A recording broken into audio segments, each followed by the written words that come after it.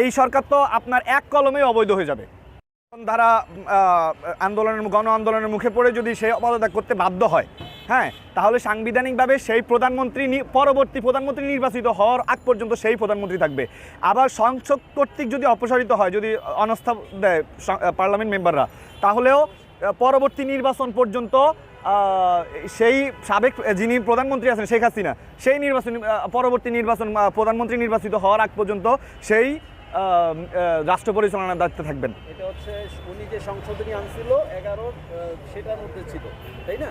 এখন যেটার মধ্যে ছিল বর্তমান সংবিধান তো তাই বলে। এখন আপনার এই জনপ্রতিনিধি ছাড়া আপনার সংসদের একটা বড় অংশের পার্লামেন্ট মেম্বারদের ছাড়া আপনি তো সংবিধান পরিবর্তন করতে পারবেন না।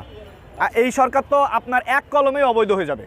আচ্ছা, এখন সরকার তো পালিয়ে গেছে, সেই ক্ষেত্রে কি দেশে কোনো সরকার এখন দেখেন কোনো জনপ্রতিনিধি যদি তার কোনো নিজের প্রাণের নিরাপত্তা যদি না থাকে, সে ওই সিচুয়েশন যদি তার জন্য পক্ষে না থাকে, তখন সে পালিয়ে গেলে সে যদি আবার ফিরে এসে যদি বলে যে আমি সাংবিধানিকভাবে আমি ক্ষমতায় আছি, আমি পদত্যাগ করলেও সংবিধান আমাকেই ক্ষমতায় রাখে, তাহলে আপনি কি করবেন? আদালত কি করবে? আপনি অস্বীকার করেন? দেখেন, আমি তাদের অবদানকে অস্বীকার করব না, কিন্তু তারা যেই সমস্ত গুজব ছড়াইছে, মিথ্যে গুজব ছড়াইছে, আর তাদের নিজেদের স্বার্থেই তো তারা করছে। তারা কি জাতির স্বার্থের জন্য করছে? তারা যে ইউনিট সরকারকে বসাইছে, জাতিকে তাদেরকে সাপোর্ট করছে। জাতির স্বার্থে কে কে তারা কাজ করছে? সমন্বয়ক এরা সেই সমন্বয়ক যারা কিনা সরকারে যখন তাদেরকে ডিবি অফিসে নিছে, তারা ভয়ে হোক যে কোনোভাবে হোক, তারা তখন কি বলেছে? তারা বলেছে যে হ্যাঁ, আমরা আন্দোলন প্রত্যাহার করে নিলাম, আপনারা যে যার মতো এই মেরুদণ্ডের যদি নেতা হয় এরাই তো, এরা 6 জন যে আপনি পরবর্তীতে দেখেছেন যে ডিবি কার্যালয়ে তারা অস্ত্রের মুখে নেতাতে এমন হওয়া উচিত যে অস্ত্রের মুখেও দেশে তার যদি মনে হয় যে সমন্বয়কারীরা যদি সত্যিকারের আন্দোলন করে জীবন দিবে, তাদের প্রত্যাহার কেন, তারা কেন অস্ত্রের মুখে তারা করবে? আর এরাই যদি দেশের নেতা হয়। আর আজকে আপনি ছাত্র সমাজের মধ্যে কি সমস্যা নাই?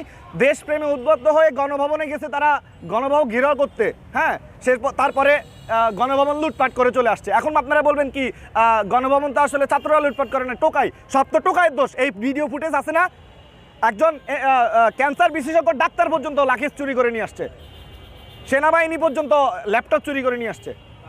ভিডিও ফুটেজে আমরা দেখছি।